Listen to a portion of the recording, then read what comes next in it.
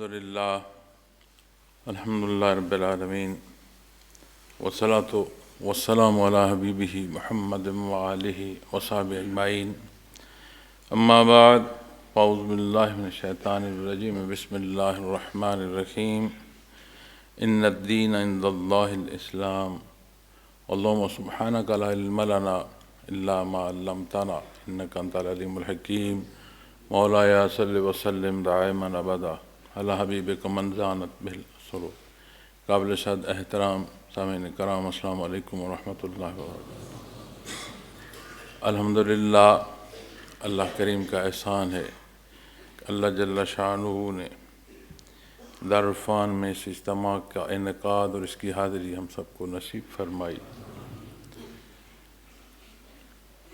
بیشتر اس کے کہ میں جو بیان یا جو گزارشات پیش کرنا چاہتا ہوں، میں نے یہاں بیٹھتے آپ کا جو جنرل کونسل کا ایجنڈا ہے اسے دیکھا، اور میری کوشش ہوتی ہے کہ کوئی ایجنڈا یا کوئی نقطہ ایسا نہ ہو جو اس سے پیشتر میری نظر سے نہ گزرا ہو، لیکن یہاں بیٹھ کے پھر جب ان نکات کو دیکھتا ہوں تو مقصد یہ ہوتا ہے کہ ان نکات میں سے کون سا ایسا نقطہ ہے جسے مزید اجاگر کیا جائے۔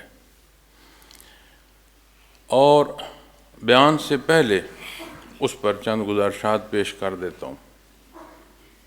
آج جو میں نے یہ نکات دیکھے تو میں نے پیشتر بیان کے کچھ گزارش کرنے کے، چونکہ جو نقطہ یا جو حصہ اجاگر کرنا چاہتا ہوں وہی آج کا میرا بیان بھی ہے۔ آج دسمبر کی 8 تاریخ ہے۔ حضرت جی رحمۃ اللہ تعالیٰ علیہ، اللہ کریم درجات بلند فرمائے، 7 دسمبر آپ کا وصال ہے۔ ہمارے ماہ و سال قمری ہونے چاہیے لیکن ہیں نہیں۔ گفت و شنید، تحریر و تحقیق بالعموم اس میں عیسوی جو سال ہے یہی شمار ہوتا ہے۔ تو شام جب میں دارالعرفان کی طرف آ رہا تھا تو وہ وقت تھا، چونکہ حضرت رحمۃ اللہ علیہ کا وصال مبارک مغرب کے بعد، قریب مغرب کے لیکن مغرب کے بعد ہوا۔ تو جب میں دارالعرفان کی طرف آ رہا تھا تو یہ وہ وقت تھا کہ جس وقت آپ کا وصال ہو چکا، اور آپ کا وصال ہو چکا تو شاید ہی کوئی ایسا فیملی ممبر یا ساتھی کہ جو ان تمام امور میں ساتھ ہو اور وہ کھڑا رہے۔ ایک فطرتی عمل ہے، ایک دکھ اور تکلیف ہے کہ جو کچھ اللہ کریم کا نظام ہے اس نے ہونا ہے، جیسا اس نے پسند فرمایا ویسا ہونا ہے، جب اس کا حکم ہونا ہے اس وقت ہونا ہے۔ تو میں اس کیفیت کو یاد کر رہا تھا۔ آج جب میں سوچتا ہوں کہ 7 سال گزر گئے، لیکن وہ لمحات، چند لحظے کو جو سوچے تو ابھی تک دل نہیں کرتا کہ کسی سے بندہ کو گفتگو کرے۔ اللہ کریم قادر مطلق ہیں، غفور الرحیم ہیں، معاف فرمانے والے ہیں، رحمت فرمانے والے ہیں۔ ہمیشہ اس کے حضور یہ دعا ہے کہ اللہ کریم نے ہمیں اپنی برگزیدہ ہستیوں سے وابستہ فرمایا، اور دینی پہلو کا یہ جو مخفی حصہ ہے اس سے آشنا فرمایا، ہمیں اپنی رضا اور اپنے قرب کا راستہ اللہ نے عطا فرمایا کہ اللہ کریم اس راہ پر مسافر ہونا جو اس نے عطا فرمایا، اس پر استقامت عطا فرمایا۔ دوسرا پہلو جو میں ذاتی طور پر دیکھتا ہوں وہ یہ ہے کہ یہ بہت بڑی ذمہ داری ہے، بہت نازک ذمہ داری ہے اور نازک ترین ایک امانت ہے، چونکہ یہ معاملہ دین کا ہے، اور دینی معاملہ میں صرف ذات نہیں ہے، اجتماعیت کے پہلو ہیں، وگرنہ ہر ایک مکلف ہے، ہر ایک کو اللہ کریم نے حق کی دعوت، دین اسلام کی دعوت عطا فرمائی ہے۔ قرآن کریم نے ہر مکلف کو مخاطب فرمایا ہے۔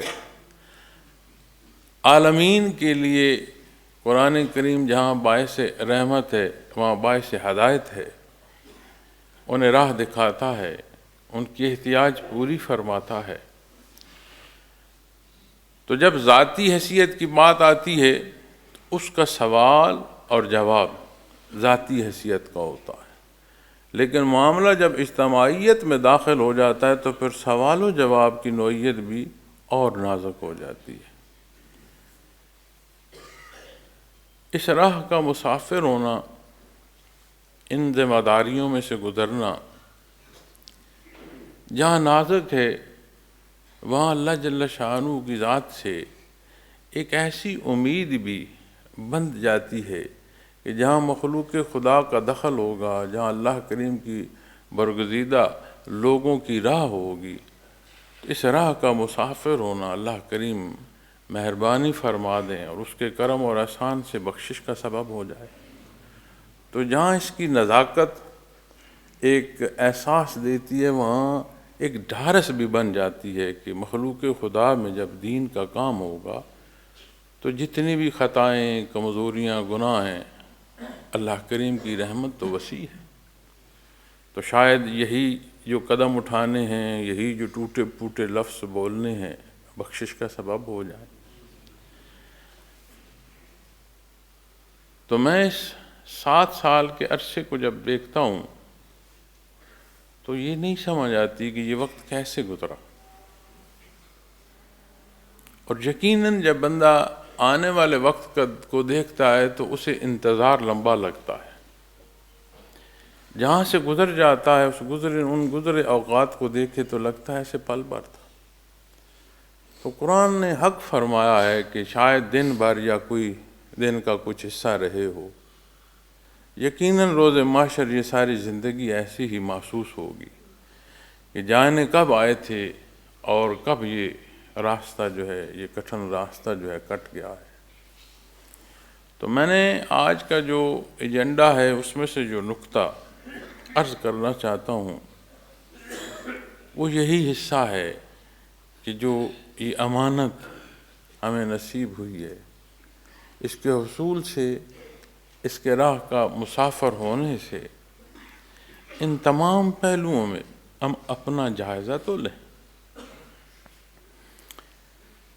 ہر ایک کی محبت کا تقاضا یا اس محبت کے اظہار کا انداز مختلف ہو سکتا ہے، لیکن یقیناً حد شرعی کے اندر رہتے ہوئے، اور جب ہم اپنے معاشرے کا جائزہ لیتے ہیں تو شرعی حدود و قیود کا خیال تو کوئی نہیں رکھا جاتا، لیکن اپنا جو احساس ہے اس کے اظہار کے لیے جانے کون کون سے اور کیا کیا انداز اختیار کیے جاتے ہیں۔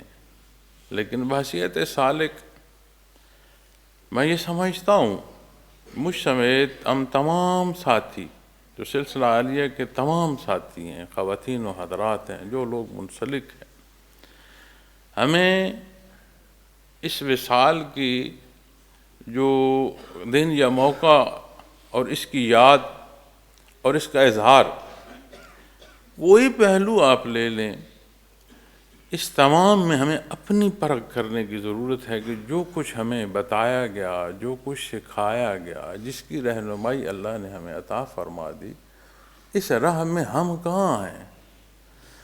جب سالک کہتے ہیں، جب مسافر سلوک کا ہونا یہ دعویٰ ہے، اس راہ کا مسافر کہاں ہے؟ اس کی زندگی تو گزر رہی ہے، یہ مسافت بھی ساتھ طے ہو رہی ہے یا نہیں ہو رہی؟ میں نے پوری کوشش کی ہے، اللہ کمی بیشی مجھے معاف فرمائے، کہ حضرت جی رحمۃ اللہ تعالیٰ علیہ نے کوئی حکم فرمایا، کوئی بات ارشاد فرمائی، آپ کے ساتھ رہنے والے لوگ، آپ کے خدام، آپ سے اظہار محبت کرنے والے، آپ نے جن سے شفقت فرمائی کہ کہیں کسی کو کوئی فرق نہ لگے، لیکن یہ دار البقاء نہیں ہے، فانی جہان ہے، اس نے ہمیشہ نہیں رہنا، تو کل من علیہا فان، ہر ایک نے اپنا وقت پورا کرنا ہے۔ تو انہی ماہ و سال میں ہم کتنے ہی وہ لوگ جو ہمارے درمیان تھے اور آج نہ ہیں۔ ابھی باہر جب میں سلسلہ عالیہ کے دورے کے لیے جا رہا تھا، ایک ضعیف بزرگ بیٹھے، میں بچپن سے انہیں دیکھتا آ رہا ہوں، تو میں نے ساتھیوں کو کہا کہ بابا جی کو بٹھاؤ، یہ ہمارے پاس اب نشانیاں کم رہ گئی ہیں۔ بڑے ٹھیک ٹھاک تھے، بیٹھے، گپ شپ کی، میں نے خیر خیریت پوچھی، بڑے خوش ہوئے۔ تو ابھی آیا ہوں تو فوت ہو چکے ہیں۔ اسی طرح جو ذمہ داران سلسلہ عالیہ کے مقرر فرمائے گئے، صاحب مجازین حضرات، تو ہر ایک نے اپنا وقت پورا کرنا ہے۔ اللہ کریم کمی بیشیاں معاف فرمائے، جانے والوں کو بخش دے اپنے کرم اور اپنے احسان سے۔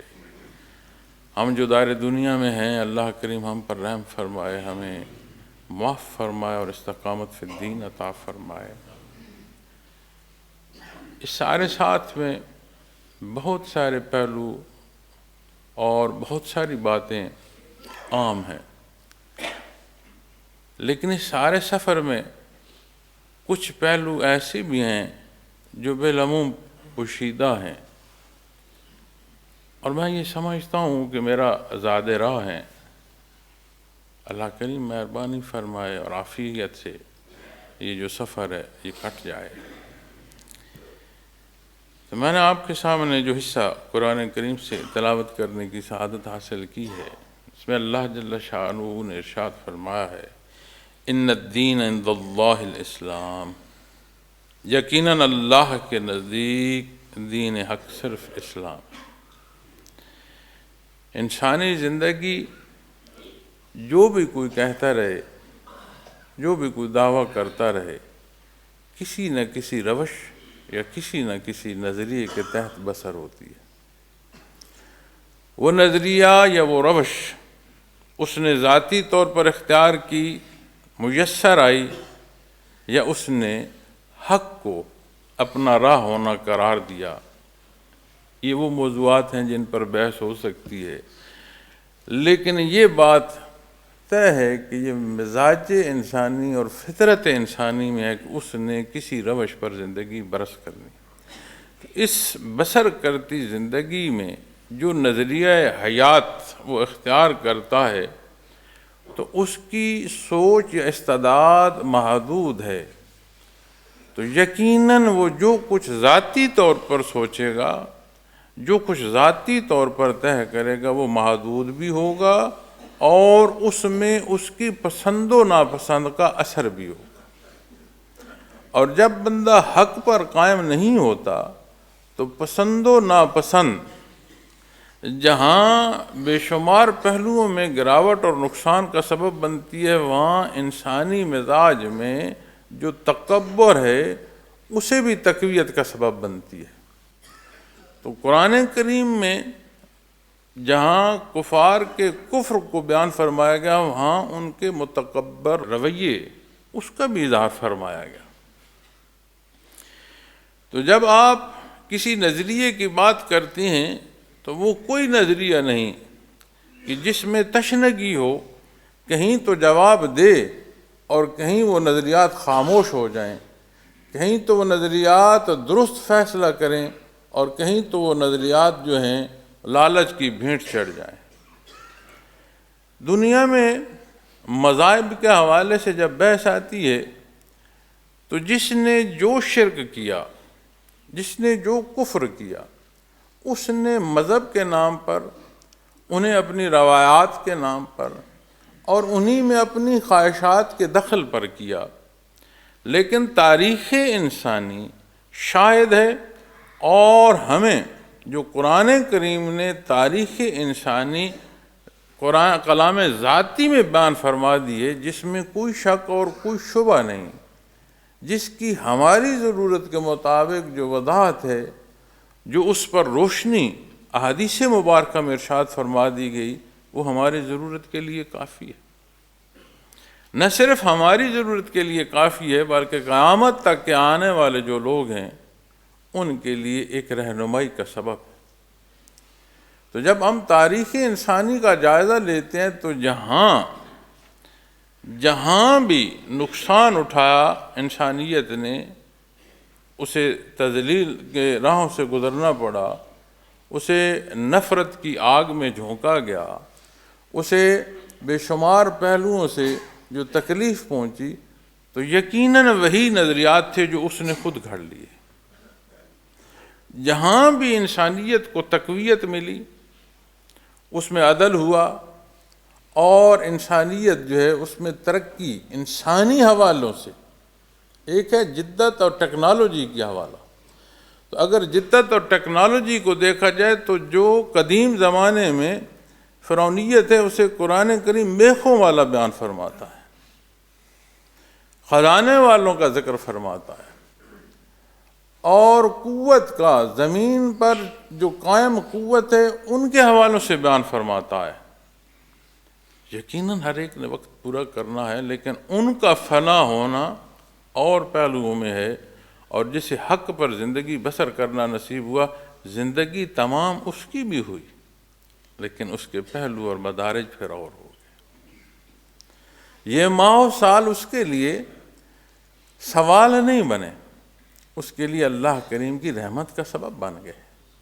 اور جس نے یہ نظریات یا روش ذاتی اور خواہشات ذاتی کو اپنایا، اس کے لیے یہی گزرا وقت جو ہے اتنا بڑا سوال پیدا کر گیا ہے کہ روز محشر جواب نہیں دیا جا سکے گا۔ کہتے ہیں جواب محال ہے، محال نہیں، دیا ہی نہیں جا سکے گا۔ ان الدین عند اللہ الاسلام، یقیناً اللہ کے نزدیک دین حق صرف اسلام ہے۔ حضرت آدم علیہ السلام سے لے کر بعثت محمد رسول اللہ صلی اللہ علیہ وسلم تک جتنا حکم اللہ کریم نے عطا فرمایا وہ سارا اسلام، جتنے احکامات ہیں ان پر عمل کرنے والا جو لوگ ہیں وہ مسلمان ہیں۔ لیکن جب بعثت محمد رسول اللہ صلی اللہ علیہ وسلم، یہ پہلے اسی طرح چلتا آ رہا ہے کہ جہاں اللہ کے مقرب ہستیاں مبعوث ہوتی ہیں تو جو احکام وہ لاتی ہیں پہلے کی نسخ ہے، اور پھر اس کا حکم ہے کہ اسے اختیار کیا جائے۔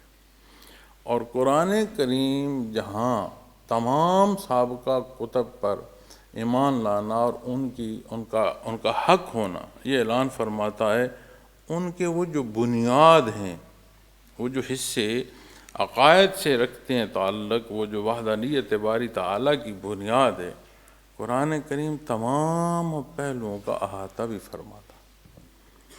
اور قرآن کریم کا اقرار وہ جو اصول اور ضابطے احکامات کے علاوہ عطا فرمائے گئے تھے، ان تمام پہلوؤں پر وہی تسلسل عطا فرماتا ہے، چونکہ جو حصے اللہ کریم نے خبر کے متعلق عطا فرمائے وہ تو بدل نہیں سکتے۔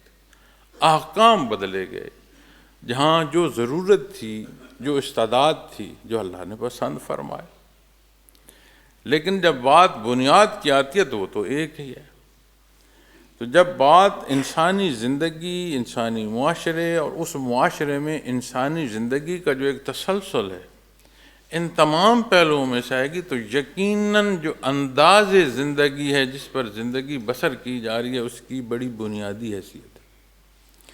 اور اس بنیادی حیثیت سے انسان جہاں ہٹتا ہے وہاں نہ صرف ذات بلکہ کل انسانیت کی تکلیف کا سبب بنتا ہے۔ یہی سابقہ اقوام کے حوالے سے قرآن کریم میں بھی بیان فرمایا گیا ہے، اور یہی تاریخ انسانی جہاں تک ہماری دسترس ہے اور جو باتیں ہم تک پہنچتی ہیں ان کا جائزہ لیں تو وہاں بھی یہی بات ملتی ہے۔ پھر اس بات اور اس پہلو کا احاطہ آپ اتنا قریب لے آئیں کہ جہاں ہماری زندگی بسر ہو چکی، کتنی بسر ہوئی، ہر ایک کی اپنی زندگی ہے، اس نے کتنے ماہ و سال گزارے وہ خوب جانتا ہے۔ ان ماہ سال کا جائزہ لیں تو آپ کو سمجھ آ جائے گی کہ جہاں جہاں میں دینی حکم سے تجاوز میں تھا وہاں خرابی پیدا ہوئی. نہ صرف اندر وہ تکلیف پہنچی بلکہ جتنا قدم اٹھایا اتنا اس نے گرد و پیش کو بھی متاثر کیا، وہاں بھی تکلیف ہی پہنچی، وہاں سکھ کوئی نہیں پہنچا. تو دین اسلام وہ مقصد حیات ہے جو اس مخلوق اور اس مکلف مخلوق کو وہ مقصد حیات عطا فرماتا ہے جو ابدی کامیابی نصیب ہوتی ہے. اب جب ہم بحثیت سلسلہ عالیہ کے ساتھی دیکھتے ہیں، اور جو نقطہ میں نے ابتداً عرض کیا ہے کہ جو میں آج کی میٹنگ سے نقطہ لینا چاہتا ہوں، یا جو آج کا میرا بیان ہے، جو میں وہاں سے اس حوالے سے جو گزارشات پیش کرنا چاہتا ہوں، وہ یہ ہے پیشتر جو آیات ہیں ان میں ارشاد فرمایا گیا للذین اتقوا، وہ لوگ جو پرہیزگار ہیں. جہاں پرہیزگار لوگوں کا ارشاد فرمایا گیا اور ان پر انعامات بیان فرمائے گئے، وہاں پر وہ خصوصیات بھی بیان فرمائی گئی کہ جس کا تعلق مع اللہ اتنا خوبصورت ہو جائے کہ اس کے لیے مقدم یہ بندگی رہ جائے، ہر شے مؤخر ہو جائے، تو اسے کون سے اوصاف ہیں جو نصیب ہوتے ہیں؟ یقیناً یہ راستہ وہ ہے جس پر اللہ کریم نے انعام فرمانا ہے، جس کے لیے انعامات ہیں، جس کے لیے بخشش ہے، جس کے لیے جنت ہے، جس کو دوزخ کی ہولناکیوں سے اللہ نے محفوظ فرما دینا ہے. یقیناً یہ وہ راستہ ہے، لیکن اس راستے کے مسافر کے اوصاف کیا ہوں گے؟ ہم بات کرتے ہیں معافی کی، یقیناً بہت بڑی بات ہے، اللہ توفیق دے معافی کی، کیونکہ جہاں انسان معافی مانگ رہا ہوتا ہے معزز سامعین کرام، وہاں وہ اپنے گناہ گار اور خطا کار ہونے کا اقرار بھی کر رہا ہوتا ہے، کیونکہ معافی کا جو مانگنا ہے یہ اپنی کمزوریوں کا اظہار بھی تو ہے. لیکن جو دار دنیا کی زندگی ہے، اس کے وہ اوصاف، وہ کون سا وصف ہے جو اسے نصیب ہوتا ہے جسے اپنے اللہ سے شدید ترین محبت نصیب ہوتی ہے؟ فرمایا پہلی بات تو جو اپنی طرف دیکھتا ہے، عرض کرتا ہے الذین یقولون ربنا اننا آمنا فاغفر لنا ذنوبنا وقنا عذاب النار. اب بحثیت سالک دیکھیے گا، اتنے سال ہو گئے ذکر کرتے ہوئے، اتنے لطائف اور اتنے مراقبات سے گزر گئے، اب اتنا میرا جو مقام ہے وہ تو ہوگا. اس نقطہ نظر کو ذہن میں رکھیے. پھر اس آیہ کریمہ میں جو دعا عطا فرمائی جا رہی ہے، جسے قرب الہی نصیب ہو رہا ہے، اسے کیا عطا فرمایا جا رہا ہے؟ اور یہ آیہ کریمہ جو پہلی آیہ کریمہ ہے جہاں ارشاد فرمایا گیا للذین اتقوا عند ربہم جنات تجری من تحت الانہار خالدین فیہا وازواج مطہرۃ ورضوان من اللہ. جہاں اس کیفیت کا جو متقی کی ہے وہ بیان فرمایا گیا، وہاں اس کی بخشش کے ساتھ وہ انعامات بھی بیان فرمائے گئے ہیں جو اسے ابدی نصیب ہوں. اور جو حصہ فرمایا گیا ہے کہ وہ جو اسے نصیب ہوں گے، جو اللہ اس پر انعام فرمائے گا، واللہ بصیر بالعباد، ہر شے اس کے حضور حاضر ہے. اب اس تمام کیفیت اور حال میں بحثیت سالک جائزہ لیجئے، جو میں بات عرض کر رہا ہوں کہ جس سے تقوی نصیب ہوتا ہے، جسے یہ محبت اس درجے کی نصیب ہوتی ہے کہ یہ تعلق مع اللہ مقدم رہتا ہے ہر پہلو سے. الذین یقولون ربنا اننا آمنا فاغفر لنا ذنوبنا وقنا عذاب النار. وہ کیا کہہ رہا ہے کہ میرے بڑے بلند منازل ہو گئے ہیں؟ وہ کیا کہہ رہا ہے کہ میں نے تو اتنے ماہ و سال لگا دیے ہیں اللہ پر، میں تو ایسے ایسے لوگوں میں بیٹھا ہوں، میں نے تو ایسی ایسی کیفیات سنی ہیں، میں نے تو ایسے ایسے مشاہدات سنے ہیں. وہ کیا کہتا ہے؟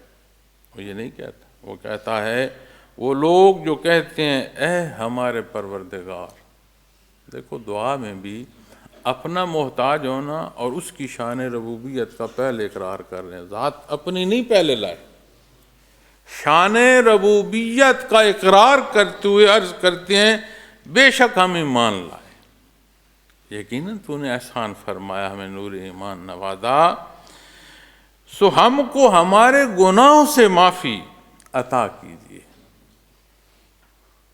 ایک ہم آئیگی کا اظہار کیا جا رہا ہے، یہ نہیں کہا جا رہا کہ ہم ایمان لائے ہیں تو ہم نے احسان کیا۔ قرآن کریم نے یہ بھی ارشاد فرما دیا، میرے حبیب میں نے بتا دو تمہارا ایمان لانا مجھ پر احسان نہ جتاؤ، یہ بھلائی تم اپنے ساتھ کر رہے ہو۔ تو بحیثیت سالک دیکھو جو متقی کی کیفیت ہے، وہ اسباق و منازل میں نہیں پھنستا، ہر سبق ہر منزل اس کی ذات کی نفی کرتی ہے، اور اگر ذات بڑھ رہی ہے، اپنے ذات کے پہلو جو ہیں وہ بڑے محسوس ہو رہے ہیں، تو یہ کیفیت اور حال خطرناک ہے، یہ درست نہیں ہے، کہیں نقص آ گیا ہے، اس نقص کو دور کرنے کی ضرورت ہے۔ تو فرمایا ہمارے گناہوں سے معافی عطا کیجیے، واقع عذاب النار، ہمیں آگ کے عذاب سے محفوظ رکھیے۔ یعنی اقرار ہے کہ بہرحال ہر شے تیرے دست قدرت میں ہے، ایمان لانا تیری عطا ہے، اور جہاں جتنی کمی بیشی ہے بہرحال اس کا معاف فرمانا بھی تیری شان ہے، اور میں کمزور اور خطا کار ہوں۔ واقع عذاب النار، اب کہاں آگ کے عذاب سے اللہ کے حضور پناہ مانگنا کہ اللہ اس سے ہمیں نجات عطا فرما اور اپنی حفاظت عطا فرما، اور کہاں یہ خیال اور گمان کر لینا کہ جنت کی اتنی منازل طے ہو گئی۔ ہاں، بڑا نازک سا معاملہ ہے، اور میں وہ اوصاف بیان کرنا چاہتا ہوں جو صوفی کو اپنے اندر ہر لحظے ٹٹولتے رہنا چاہیے۔ وہ لوگ پھر کیسے ہوں گے جنہیں یہ متقی کی کیفیت، اور حضرت رحمۃ اللہ تعالیٰ علیہ متقی پر جب بات فرماتے ہیں، میں نے بہت ساری تفاسیر دیکھی، کسی تفسیر میں نے یہ نزاکت نہیں دیکھی کہ متقی کو ان معنوں میں اس نزاکت سے بیان فرمایا گیا ہو کہ بندگی کی وہ لذت اور وہ آشنائی نصیب ہوتی ہے کہ جیسے محبوب ہو، کوئی بات ایسی، کوئی عمل ایسا، کوئی سوچ ایسی نہ ہو جس سے میرا محبوب مجھ سے روٹھ جائے۔ فانی جہان کی فانی محبتوں میں، فانی رشتوں میں کتنی نزاکت ہم دیکھتے ہیں، تو یہاں تو حقیقی محبت ہے، حقیقی رشتہ ہے، اور یہ نصیب و عبدالآباد ہے، کوئی انقطاع نہیں، یہ ایسا رشتہ ہے کہ وہ سختی جو رشتوں کو بھی توڑ کے رکھ دیتی ہے، اس رشتے پر اثر نہیں کرتی، کہ موت کی سختیوں میں بھی یہ کیفیت تنگ نہیں کرتی کہ موت کی، یہ اس سے بندہ اسے سمجھ نہ آئے۔ قرآن کریم میں بڑی بڑی خوبصورت پہلو اور ایسی ایسی عطا بیان فرمائی گئی ہے، قیامت کی بے شمار سختیوں میں، ہولناکیوں میں، قرآن میں بھی بیان فرمائی گئی ہیں، احادیث مبارکہ میں بیان فرمائی گئی ہیں، اور اس سخت ترین دن میں یہ بھی بیان فرمایا گیا ہے ایمان والوں کے لیے کہ جب قیامت قائم ہوگی اور دوسرا سور پھونکا جائے گا تو فرشتے قبروں سے آ کر انہیں کہیں گے آج گھبرانا نہیں ہے۔ یہ جہاں ہم ہیں یہ دارالعمل ہے، وہاں تو بات نتائج پر جا کر پہنچے گی۔ تو جو حصہ متقی کا رحمۃ اللہ علیہ فرماتے ہیں کہ ایسا تعلق نصیب ہو کہ کوئی عمل تو کجا سوچ سے بھی یہ بات جو ہے شریر تک کانپ جائے کہ کہیں میرا اللہ نہ مجھ سے ناراض ہو۔ تو بحیثیت سالک کبھی ہم نے اپنی سوچ اور اپنے اعمال کا ان نزاکتوں میں جائزہ لیا ہے؟ کبھی اس ترازو میں ہم نے اپنی جو سوچیں اور اپنے اعمال ہیں انہیں ہم نے تولا ہے؟ جب یہاں ہم اس طول کو اور اس نزاکت کو سمجھیں گے تو سمجھ آئے گی کہ اللہ نے کتنا احسان فرمایا کہ اپنی ان برگزیدہ ہستیوں کے ساتھ ہمیں ساتھ نصیب فرمایا اور ان کی رہنمائی عطا فرمائی اور اقرار کے ساتھ اس رہنمائی پر چلنا نصیب فرمایا۔ تو یہ وہ اثرات ہیں، اور اگر یہ اثرات ہماری زندگی میں نہیں ہیں تو پھر کہیں ہم نے اپنا راستہ درمیان میں بدل تو نہیں دیا، اور ہم سارے مکلف ہیں، چاہے شیخ کی حیثیت سے کوئی بیٹھا ہو یا سالک کی حیثیت سے کوئی بیٹھا ہو، ہم تمام لوگ امتحان گاہ میں ہیں، اور جب تک سانس چل رہی ہے امتحان میں ہے، دار دنیا سے برزخ کا منتقل ہونا اس امتحان گاہ سے گزارے گا۔ تو اس متقی کی اور اس ذات کی نفی اور ذات باری تعالیٰ کا اقرار کلی معنوں میں جسے نصیب ہوتا ہے، اس کا وصف، اسے کون سے اوصاف نصیب ہوتے ہیں؟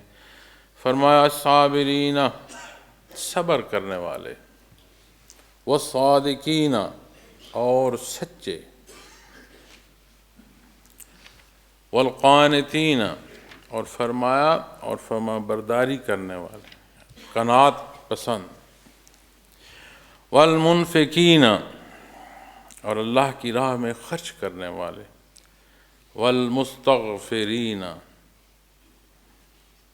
بالاسحار، معافی مانگنے والے، بالعموم نہیں، معافی مانگنے والے کون سے؟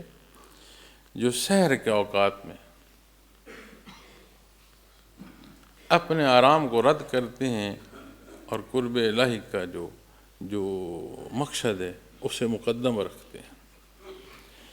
اب جب آپ محترم سامعین کرام انہی اوصاف پر بات کریں گے، الصابرین، صبر کرنے والے، تو صبر اپنے آپ کو کسی بات پر، اور شریعت اسلامی میں جب آپ اس کا ترجمہ لیں گے تو پھر بات کسی نہیں ہوگی، پھر شریعت اسلامی آ جائے گی، اس پر کلی طور پر پابند کر دینا اور روک لینا اپنے آپ کو۔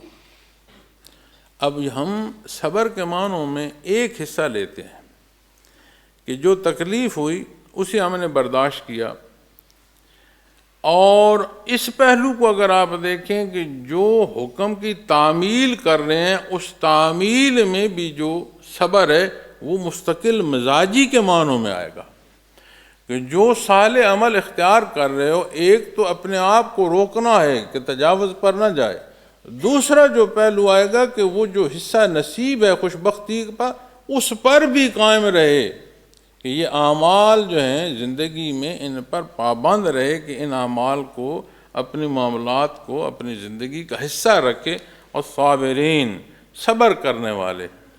تو صبر کرنے والے کو اگر آپ اپنے معاشرے اور اپنی ضروریات، گرد و پیش کے حالات، اپنی خواہشات کتنے ہی پہلوؤں سے دیکھیں، یہ وہ وصف ہے جو متقی ہے۔ تقوی وہ کیفیت ہے جو بندگی کی بلندیاں ہیں اور بندگی کی جو ایک حال ہے۔ تو پہلا حصہ صبر کرنے والے، ہمیں اپنے مشائخ نے جو سکھایا، اس اللہ کا محاصل دیکھنا ہے، اپنے معاملات میں دیکھو۔ حضرت جی فرمایا کرتے تھے نا یہیں بیٹھ کر اسی منبر رسول پر، کہ یہ جو منازل سلوک کی گفتگو کرتے ہو، منازل دیکھنے تو اپنے اعمال دیکھو۔ بہت سارے ساتھی گواہ ہوں، تو جب الصابرین دیکھتے ہو تو اس کیفیت کی جانچ پرکھو نا اپنی ذات پر۔ ہم دیکھیں کہ ان 7 سالوں میں جس پہلو پر ہمیں رہنمائی فرمائی گئی تھی، اس پہلو کے لیے جو ہم اللہ کر رہے ہیں، جو توفیق نصیب ہو رہی ہے، اس میں میری جو نیت اور میرے اعمال کیسے ہیں، کس قدر یہ حصہ مجھے نصیب ہوا ہے۔ الصابرین، جنت کا انعام عطا فرمایا گیا، جو جنات تجری من تحتہا الانہار ہوگا، اس ہونے کے لیے ہے کیا؟ الصابرین، صبر کرنے والے۔ جسے صبر نصیب ہوتا ہے وہ اپنے آپ کو پابند کر لیتا ہے احکامات دین پر، اس کا اڑنا بچھونا احکامات دین ہوتے ہیں، وہ اپنی پسند کو اور ناپسند کو پابند کرتا ہے اللہ کریم کے حکم پر اور نبی کریم صلی اللہ علیہ وسلم کے اتباع۔ پھر جب ہم بات کیفیات قلبی کی کرتے ہیں تو جو شریعت ہے یہاں ہمیں یہ ایک تسلسل میں مل رہی ہے، یہ جو سلاسل ہیں، سلسلہ، یہ جیسے لوہے کی ایک چین ہوتی ہے نا، کڑی در کڑی جڑی ہوئی، اسے سلسلہ کہتے ہیں۔ تو یہ جو کیفیات کا تسلسل ایسے صدری علوم کہتے ہیں، یہ سینہ بہ سینہ منتقل ہوتی ہیں۔ اسی لیے کسی ایسے سینے سے، کیسے ایسے دل سے منسلک ہونا پڑتا ہے کہ جسے یہ تسلسل نصیب ہو۔ اس میں بات اس ذات کی نہیں ہے، اس ذات کے لیے اہمیت اختیار کر جاتا ہے یہ پہلو کہ جو اسے نصیب ہے۔ تو جب بات اس کی آئے گی معزز سامعین کرام، تو اس تسلسل میں اور اس صدری علوم میں جب ایسے چلتے ہو تو پھر قلب اثر محمد رسول اللہ صلی اللہ علیہ وسلم تک رسائی نصیب، جسے یہ رسائی نصیب ہو رہی ہے، جس کا یہ دعویٰ ہے، یہ تو ایسا دعویٰ ہے کہ یہ دعویٰ نصیب ہو جائے تو اس دعوے کا اقرار ہی ہر شے سے روک دے۔ کیوں؟ ایک امتی ہے، ایک اقرار ہے آپ کی نبوت و رسالت کا، ایک ایسا اقرار ہے کہ جسے اللہ کریم نے آمنو کا شرف بخشا، ایک ایسا اقرار ہے جسے عمل الصالحات کی قرآن کریم نہ صرف تلقین فرماتا ہے، ایک ایک حکم اور ایک ایک پہلو سے آشنا فرماتا ہے، اور اس کی عملی کیفیت اور حال اسے سنت خیر الانام میں نصیب ہوتا ہے۔ اتنی بڑی عطا ہے۔ تو جب ہم بات اور صابرین کی کرتے ہیں اور یہ کیفیت جسے نصیب ہوتی ہے محترم سامعین کرام، پھر اسے سچائی نصیب ہوتی ہے، والصادقین، پھر اسے سچائی نصیب ہوتی ہے۔ سچائی یہ نہیں ہوتی کہ دوسرے کے معاملے میں کہ تم نے یہ صحیح کیا ہے یا غلط کیا، سچائی کی ابتدا یہ نہا خانہ دل سے ہوتی ہے۔ اکثر جو جھوٹ بولا جاتا ہے وہ ذات سے بولا جاتا ہے، اپنی ہر غلطی کی تقویت کے لیے جواز دیتا ہے بندہ۔ تو جسے صبر نصیب ہوا اسے صدق نصیب ہوتا ہے، تو صابر جو ہے اسے پھر سچائی نصیب ہوتی ہے، پھر وہ سچ بولتا ہے، سچ کا ساتھ دیتا ہے، اپنی غلطی اسے غلطی مانتا ہے، سچ کو مقدم رکھتا ہے، بتقاضائے بشریت کمی بیشی کا اقرار کرتا ہے، پھر اس پر ڈٹھائی سے جم نہیں جاتا۔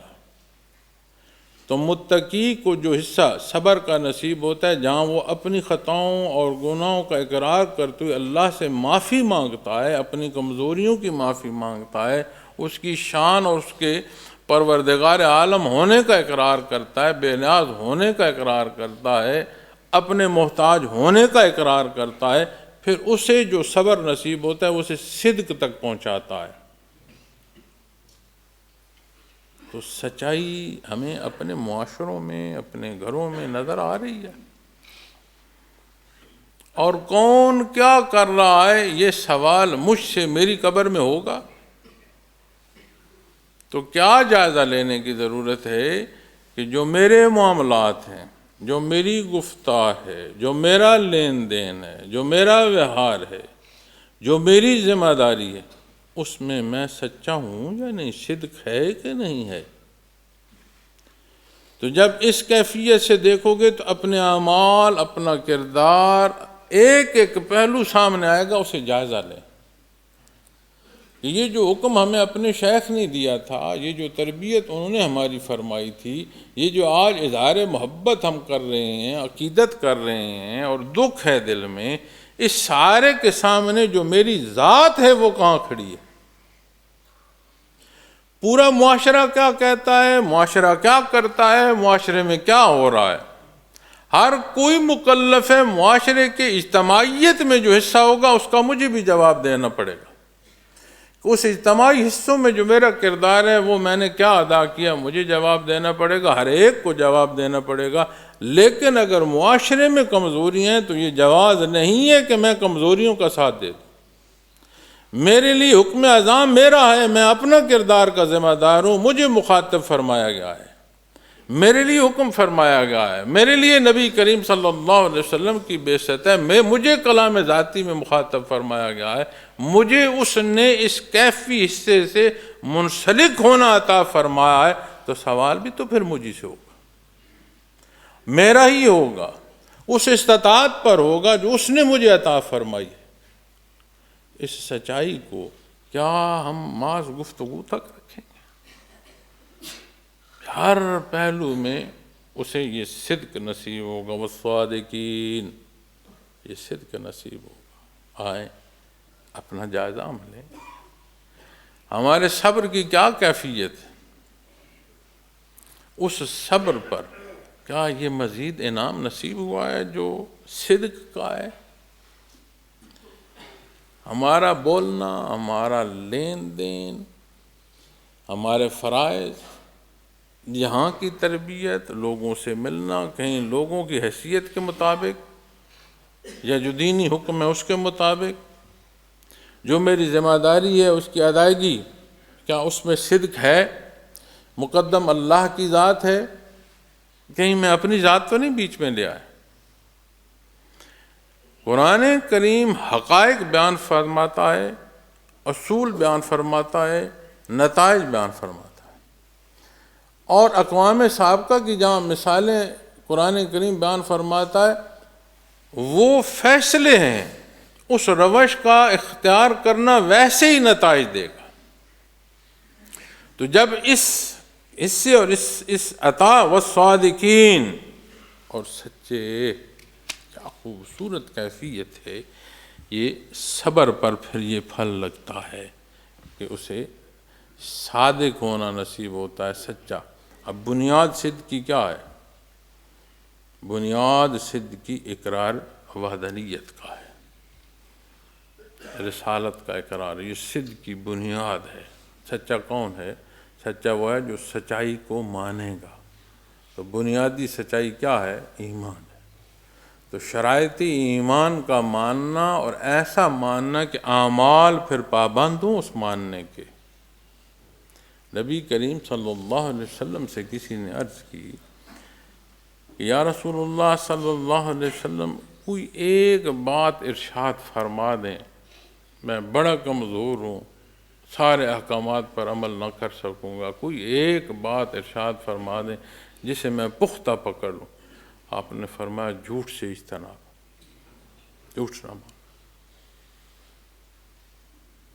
تو یہاں کیا عطا فرما رہا ہے؟ صدق۔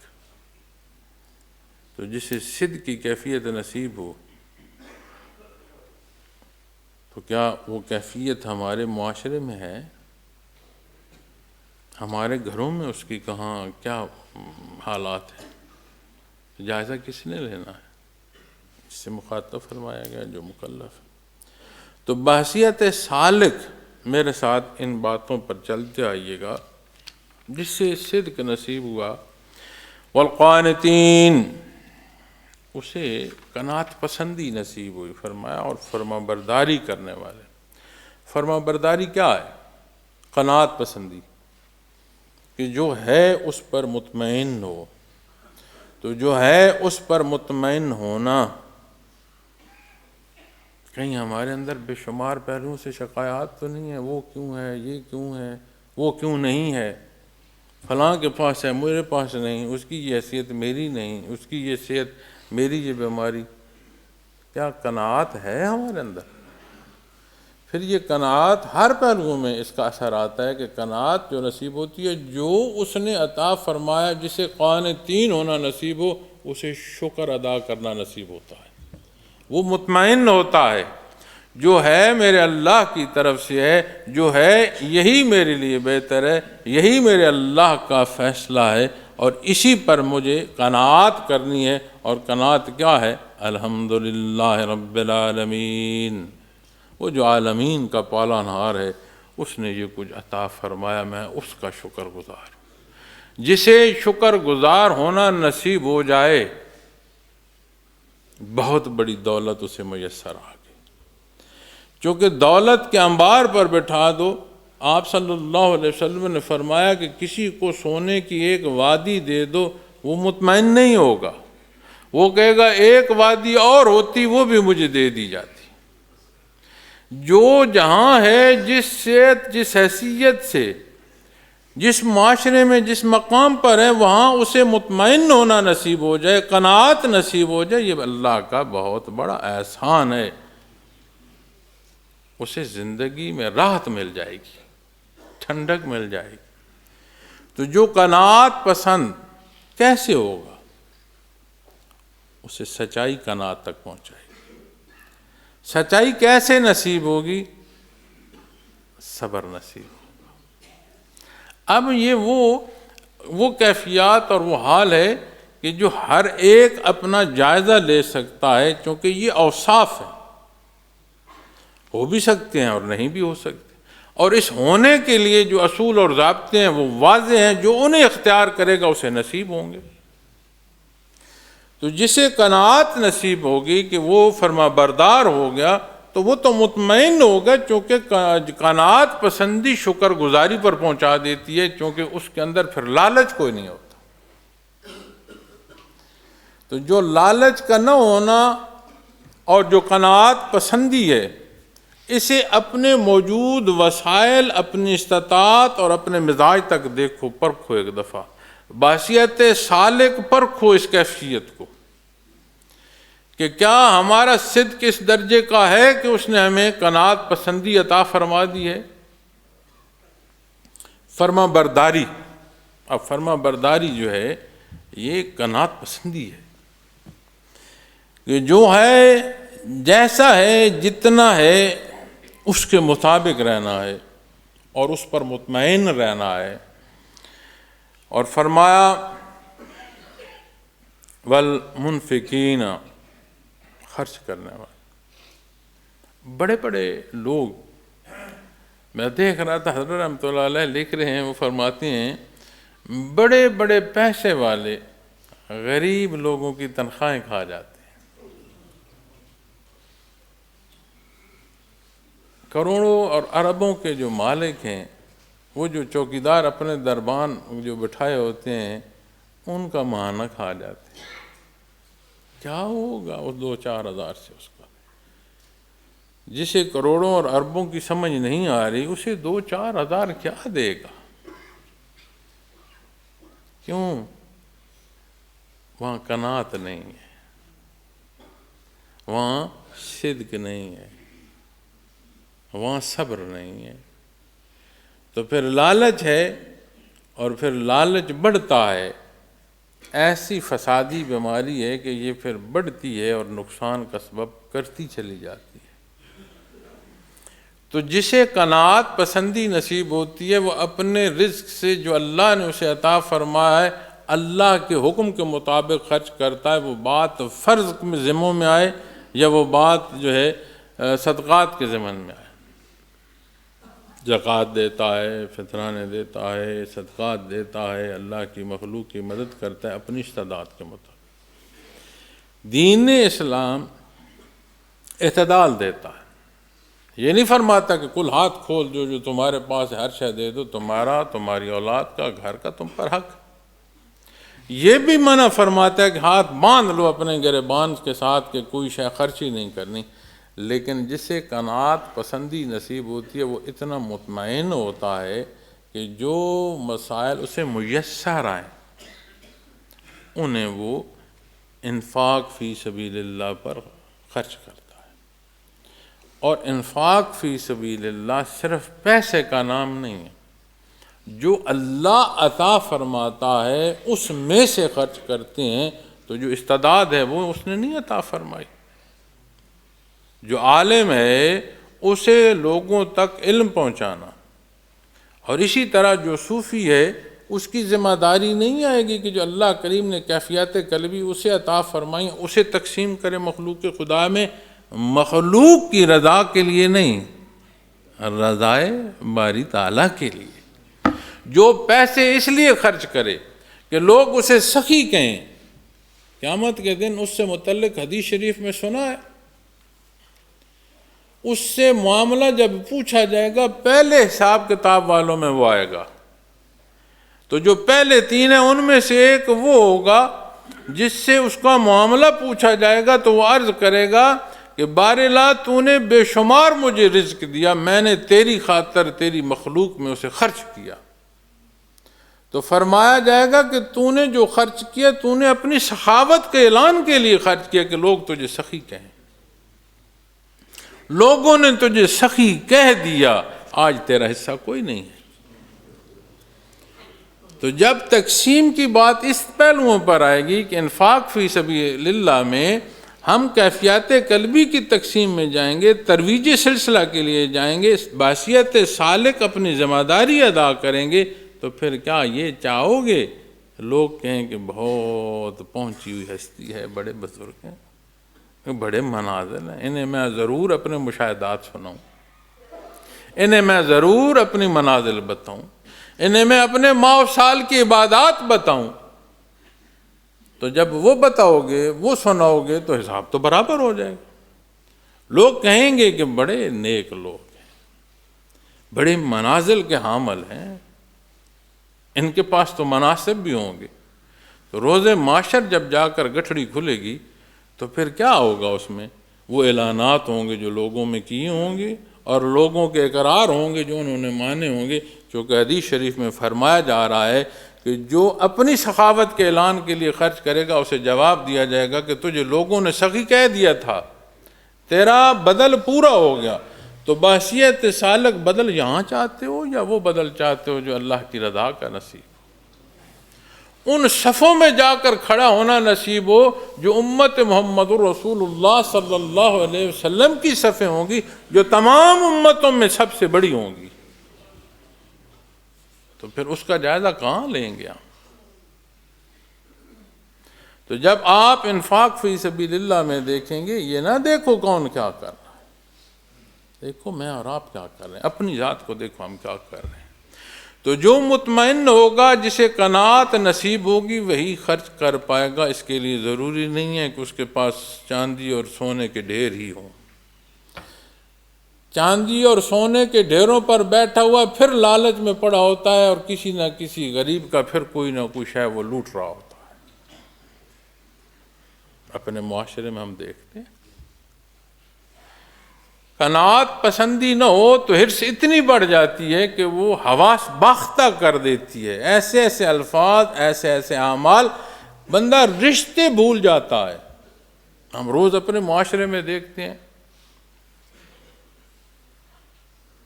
کتنا خوبصورت رشتہ ہے بہن اور بھائی کا، روز باتیں سامنے آتی ہیں کہ جی بہن کا حصہ نہیں دیتے۔ وہ جو رشتہ تیرے تحت آتا ہے کیوں نہیں اس کا حصہ تو دیتا؟ قناعت پسندی نہیں ہے۔ جب قناعت پسندی نہیں ہے تو پھر حرص ہے، جب حرص ہوگا تو وہ حرص اندھا کر دے گا۔ اس اندھے کو پھر نظر نہیں آ رہا کہ میری ذمہ داری ہے کہ میں اس کے سر پر ہاتھ رکھوں، بجائے اس کے کہ اس کی معاونت کرے، اس کا حق بھی کھائے جا رہے۔ اور جسے یہ خرچ نصیب ہوتا ہے، ہر پہلو سے میں نے عرض کیا کہ صوفی کا لوگوں کو اللہ اللہ سکھانا بھی انفاق فی سبیل اللہ میں آتا ہے۔ تو جسے یہ انفاق نصیب ہوتا ہے پھر اسے ایک اور بڑی خوبصورت کیفیت نصیب ہوتی ہے۔ ابتدا میں نے عرض کی تھی، کیا عرض کرتے ہیں؟ فاغفر لنا، اس کی شان ربوبیت کا اقرار کرتے ہیں۔ الذین یقولون ربنا اننا آمن، ایمان کے اقرار کے بعد کیا کہتے ہیں؟ فاغفر لنا ذنوبنا، کس سے مغفرت مانگتے؟ اپنی کمزوریوں، اس کی جو معافی مانگتے ہیں تو پھر یہ وصف نصیب ہوتے ہیں۔ ان اوصاف میں سے گزرتے ہوئے پھر کیا نصیب ہوتا ہے؟ والمستغفرین بالاسحار، اور سحر کے اوقات میں گناہوں کی معافی مانگنے والے۔ ابتدا بھی وہ عجز نصیب ہوا، اور ان اوصاف کے بعد یہ نہیں ہے کہ مجھ جیسا کوئی نہیں ہے، وہاں جا کر پھر اسے معافی کے لیے توفیق نصیب ہو رہی ہے۔ اور کس وقت؟ جس وقت لوگ اپنے نفس کی جو ہے تقویت کے لیے انتہائی اس آرام دہ کیفیت میں، اس انتہائی آرام دہ کیفیت وہ رد کرتا ہے، اور سحری کے اوقات میں اس کے حضور سر بسجود ہوتا ہے، اس کے کلام کی تلاوت نصیب ہوتی ہے، اس کے نام کا ذکر نصیب ہوتا ہے، اس کے حبیب صلی اللہ علیہ وسلم پر درود و سلام نصیب ہو رہا ہے، اور وہ ایسا وقت ہے جو نفس کو بھی مارتا ہے، اور ایک ایسا وقت ہے کہ جس میں ایک تخلیقی کیفیت بھی بندہ محسوس کرتا ہے۔ اور حضرت رحمۃ اللہ تعالیٰ علیہ بڑی خوبصورت بیان فرماتے ہیں بات، مطالعہ کیا کریں، اسرار التنزیل، اکرم التفاسیر، اکرم التراجم، مطالعہ کیا کریں، اور اس کا اچھا طریقہ جو ہے وہ یہ ہے کہ ایک حصہ طے کر لیں جتنا آسانی سے پڑھ سکتے ہیں، تو جب تلاوت کریں ساتھ ترجمہ دیکھ لیں، جب ترجمہ دیکھیں بے شک مختصر رکھ لیں لیکن ایک مسلسل عمل رکھیں، اتنی تفسیر دیکھ لیں۔ تو آج تو وہ جتنا سارا کچھ ہے وہ سارا آپ کو اس کی اپنی موبائل سکرین پر میسر آ سکتا ہے، لیکن کوشش فرمائیں کہ تلاوت قرآن کریم جو ہے وہ قرآن کریم سے کی جائے، اگر کوئی بہت مجبوری ہو سفر و حضر کی، لیکن قرآن کریم کو کی اپنی برکت ہے۔ میری عادت ہے کہ جب بھی میں نے بیان کرنا ہو قرآن کریم سے بیان کرتا ہوں، اور آیت کریمہ تلاوت نہ بھی کرنی ہو نا، تو جس دن قرآن کریم ایسے میرے سامنے نہ لگتا ہے کچھ چیز بھول گیا ہوں، کچھ چیز رہ گئی ہے، سمجھ نہیں آتی، تو قرآن کریم بند کر کے بھی سامنے رکھ دوں تو اس کی برکت میں محسوس کرتا ہوں اپنے بیان کے لیے۔ تو ایک حصہ ایسا طے فرما لیں کہ جس میں قرآن کی تلاوت نصیب ہو، اسے دیکھنا، اسے چھونا، اسے پڑھنا، ہر پہلو سے برکت ہے، ہر پہلو سے اجر اور ثواب ہے۔ تو جب بات آتی ہے نا نکات، ان کا اجاگر کرنا، ان کی نشاندہی کرنا، یہ بھی بڑا نازک سا اور عجیب خوبصورت سا پہلو ہے۔ تو حضرت فرماتے ہیں کہ جو پھل ہوتا ہے نا وہ اسی درخت کا بیج بھی ہوتا ہے۔ اعمال یہ لکھ کے نا یہ اوصاف، آپ دیکھیں یہ اوصاف جو نصیب ہو رہے ہیں، صابر ہے، صادق ہے، فرما قانتین، منفقین، اسے کیا نصیب ہو رہا ہے؟ والمستغفرین بالاسحار، اور سحر کے اوقات میں گناہوں کی معافی مانگنے والے۔ وہ جس نے اپنی کم مائگی کا اظہار کیا، اسے ان تمام کیفیات کے بعد کیا نصیب ہوا؟ سحری کے وقت وہ اللہ کے حضور درخواست کر رہا ہے، عبادت کر رہا ہے، معافی مانگ رہا ہے۔ وہ فرماتے ہیں کہ یہ جو صوفیاء کہتے ہیں تہجد پڑھا کرو، یہ جو ذکر اللہ ہے کہ تم فجر سے پہلے اللہ کی یاد کرو، وہ فرماتے ہیں یہ وہ بیج ہے جو واپس تناور درخت بنا دیتا ہے۔ یہاں یہ کیفیات آ رہی ہیں، صابر ہے، صادق ہے، قانتین میں سے ہے، منفقین میں سے ہے، پھر استغفار پر پہنچتا ہے۔ تو وہ فرماتے ہیں اسی لیے صوفیاء کہتے ہیں کہ صبح کا اہتمام کیا کرو، تہجد کا اہتمام کرو، ذکر کا اہتمام کرو۔ وہ فرماتے ہیں یہ وہ پھل ہے جو بیج ہے، اسی پھل میں بیج ہے۔ جب آپ آم کھاتے ہیں اس کی گٹھلی کو دبائیں تو واپس درخت ٹوٹ جاتا ہے۔ تو جسے یہ پھل نصیب ہو رہا ہے کہ اللہ کے حضور وہ گڑ گڑا رہا ہے، معافی مانگ رہا ہے، عز و انکساری کر رہا ہے، لوگ سو رہے ہیں وہ سر بسجود ہے، لوگوں کو ہوش نہیں اور وہ تڑپ رہا ہے اس کی محبت میں، وہ فرماتے ہیں اس پھل کو اختیار کر لو، یہ واپس جو تمہاری خصوصیات ہے تمہیں یہ نصیب ہونا شروع ہو جائیں گے۔ تمہیں اللہ کا حضور منفقین بھی نصیب ہونا شروع ہو جائے گا، قانتین بھی نصیب ہونا شروع ہو جائے گا، صادقین اور صابرین۔ وہ فرماتے ہیں کہ پھل میں پودے کا بیج ہوتا ہے۔ تو یہ جو تمہیں کیفیت نصیب ہو رہی ہے، جس پر جا کر پھل لگنا ہے کہ تہجد کے وقت اس کے حضور سر بسجود ہو، اسے اختیار کر لو، واپس وہ اوصاف بھی نصیب ہونا شروع ہو جائیں۔ اللہ جل شانہ نے ارشاد فرما ان الدین عند اللہ الاسلام، یقیناً اللہ کے نزدیک دین حق صرف اسلام ہے۔ تو آج جو ہماری محبت ہے اپنے شیخ رحمۃ اللہ علیہ سے، جو ایک درد کی کیفیت ہے، اور جو ایک ان کا ہونا اور وہ ساتھ رہنا، اور ایک تشنگی کی کیفیت، دار دنیا سے ان کا برزخ میں چلے جانا، اس کا سب سے جو بہترین پہلو ہے وہ یہ ہے کہ یہ جائزہ ہم اپنا لیں، یہ جس راہ کا وہ مسافر ہونا اللہ نے ان کی معیت میں ہمیں عطا فرمایا تھا، اس میں کہیں ہم کھو تو نہیں گے۔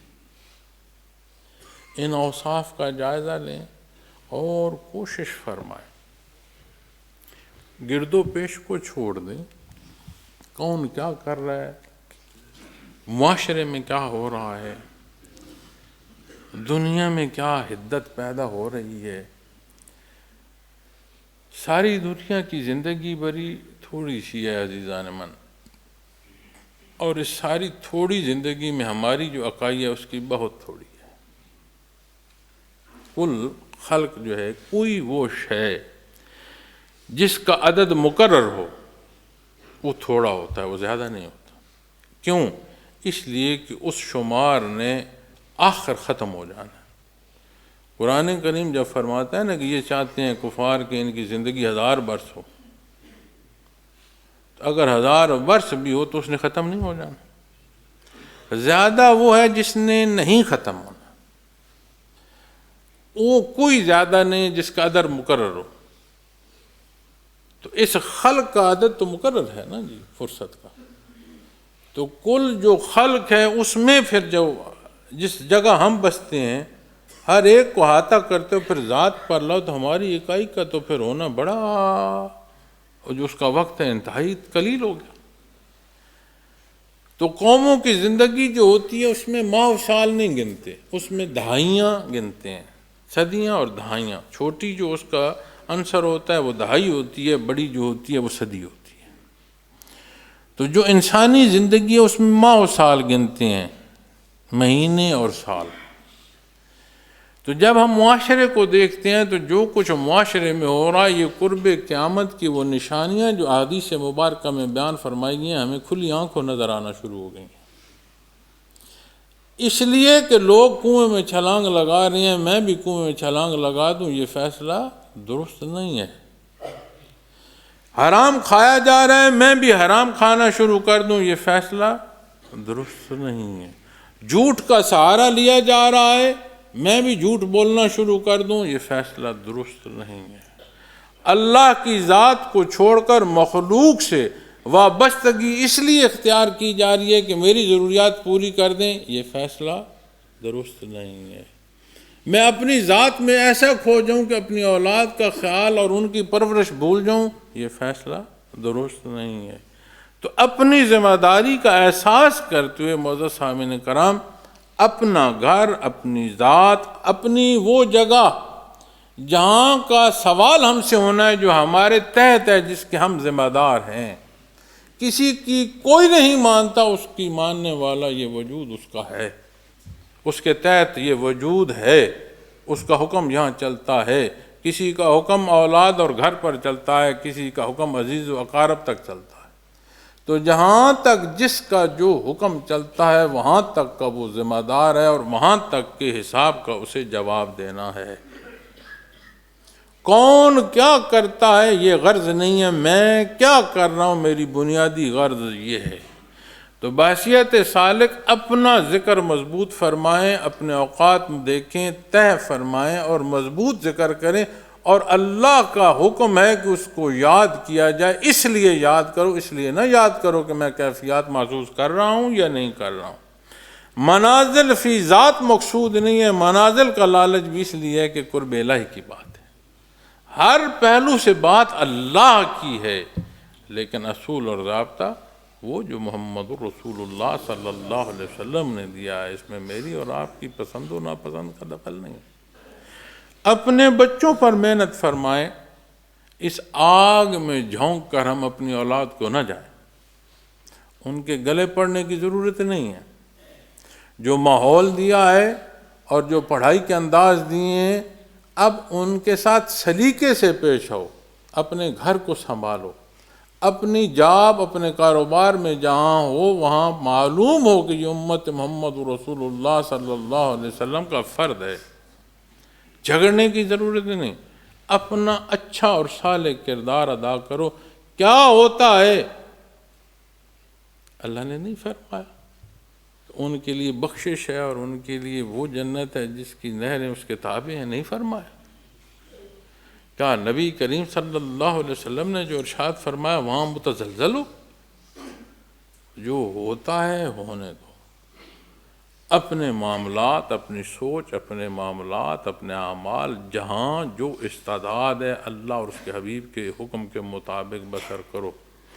یہ تربیت کا محاصل ہے، یہ تصوف کا محاصل ہے، اللہ اللہ کرنے سے یہ حصول ہے۔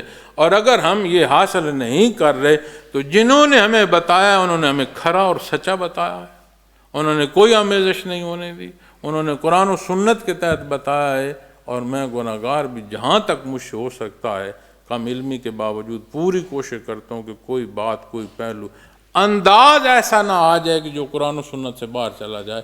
تو جب تک ہم اس حصے پر قائم ہیں تو یہ وہ پہلو ہے کہ جس کا اظہار محبت، اظہار عقیدت اپنے شیخ سے ایسا ہے کہ اس کے لیے صدقہ جاریہ ہو۔ کئی لوگوں کے جنازے، جو جنازہ پڑھا جاتا ہے فرض کفایہ ہے، آبادی میں سے کوئی بھی پڑھ لے تو پورا ہو جاتا ہے، فرض کفایہ، کہ جو فوت ہوا ہے اللہ کریم اس کے ساتھ معاملہ آسان فرمائے۔ لیکن کئی جنازے ایسے ہوتے ہیں جو جنازہ پڑھنے والوں کے لیے تقویت ہو جاتے ہیں۔ اب دیکھو، درود شریف پڑھنا، کیا دعا درود شریف پڑھتے ہو کہ نبی کریم صلی اللہ علیہ وسلم پر اللہ کریم برکتیں نازل فرمائے، آپ صلی اللہ علیہ وسلم کے درجات بلند فرمائے، آپ کی شان میں اضافہ فرمائے، یہی اللہ کے حضور دعا کرتے ہو نا۔ حضرت عمر فاروق رضی اللہ تعالیٰ عنہ کا فرمان ہے، آپ سے روایت ہے کہ کوئی وہ دعا جو مانگی جائے جب تک اس کے ساتھ درود شریف نہ پڑھا جائے وہ معلق رہتی ہے۔ تو جب بات ان پہلوؤں سے دیکھو گے تو اسی طرح بطور توارث کئی ایسے لوگ ہوتے ہیں اللہ کے کہ جن کے جنازے پڑھنے جو ہیں، وہ جو پڑھنا نصیب ہوتا ہے وہ پڑھنے والے کے نصیب ہوتے ہیں۔ اللہ کا اپنا نظام۔ اللہ اکبر، اللہ اکبر۔ تو جو یہ محبت ہے اور یہ عقیدت ہے، اس کے اصول اور ضابطے ہیں۔ یہاں یہ نہیں ہے کہ کوئی اپنی مرضی سے جو چاہے جیسا چاہے، نہیں، یہاں ویسا بتایا جاتا ہے جیسے اللہ نے پسند فرمایا، جو حدود نبی کریم صلی اللہ علیہ وسلم نے مقرر فرمائی۔ اپنا جائزہ لیں، اپنے حصے کا کام کریں، اور جو ذمہ داری سلسلے کے حوالے سے پوری ادا کریں، اور نہیں ذمہ داری تو بحیثیت سالک منفقین جو اپنا خرچ کرنا ہے اس کی عطا سے، تو یہ آپ کو ذمہ دار ٹھہراتا ہے۔ تو ہمیشہ دعا گو ہوں کہ اللہ کریم ہمیں معاف فرمائی رکھے، ہر پہلو سے ہر لمحے ہم پر رحمت فرمائے، ہمیں عافیت عطا فرمائے رکھے، استقامت فی الدین دے، اور اللہ ہمیں توفیق دے کہ مخلوق میں دین کا کام ہو، ہم نہیں رہیں گے، ہمارے لیے صدقہ جاریہ ہو، اور جو ہے جتنا ہے جب تک ہے اللہ کی رضا میں خرچ کرنا نصیب ہو، چاہے وہ ذات ہے، چاہے وہ مال ہے، چاہے وہ اولاد ہے، اللہ توفیق دے۔ تو ہمارے حالات ہر آنے والے لمحے میں نازک ہو رہے ہیں بحیثیت قوم، بحیثیت ملک، اور پھر بحیثیت امت۔ چونکہ ہم اکائی ہیں، جہاں بیٹھے ہیں وہاں سے بات کرتے ہوئے امت تک جائیں گے نا، تو ہمارے حالات امت سے شروع کر کے اکائی تک لے کر آؤ، ہمارے حالات اچھے نہیں، کوئی دنیا کی زندگی کے معاملات ہمارے لیے عزت کے نہیں رہے۔ اور اگر یہ کہا جائے کہ عزت کے نہیں رہے تو میں یہ سمجھتا ہوں کہ اس سے یہ بہتر ہے کہ ہم نے نہیں چھوڑے، کیونکہ یہ ہمارا کردار ہے جو منعکس ہو کر اب ہم پر واپس آ رہا ہے۔ تو ہمیں اپنا کردار ادا کرنے کی ضرورت ہے بحیثیت مسلمان اور پھر بحیثیت قوم۔ ایسی کوئی بات، ایسا کوئی عمل جس سے اپنے ملک اور قوم کا نقصان ہو رہا ہو، اس میں کوئی درستگی نہیں ہوگی، اس کا حصہ نہ ہو۔ ایسا کوئی عمل جو پوری امت کو تکلیف کا سبب بن رہا ہو، اس میں ہم نے حصہ دار نہیں ہونا، بھلے وہ الفاظ میں سے ایک لفظ ہی ہو جو میں نے بولنا ہے یا کہیں لکھنا ہے، ایسا کوئی عمل نہ ہو۔ یہ جو اوصاف میں نے آپ کے سامنے بیان کیے ہیں، ان اوصاف کو سامنے رکھیں تو آپ کا سارا جو ہے وہ کلام حدود و قیود میں آ جائے گا، اعمال حدود و قیود میں آ جائے گا۔ اپنا جو ذات، اپنا گھر اور جہاں آپ کی ذمہ داری ہے وہاں انصاف سے اور سچائی سے اپنی ذمہ داری ادا کریں، اس لیے نہیں کہ لوگ اعلان کریں کہ یہ بڑا سچا ہے، نہیں، اس لیے کہ اللہ کریم کو یہ پسند ہے، اس لیے کہ نبی کریم صلی اللہ علیہ وسلم نے میرے لیے یہ تربیتی حکم فرمایا۔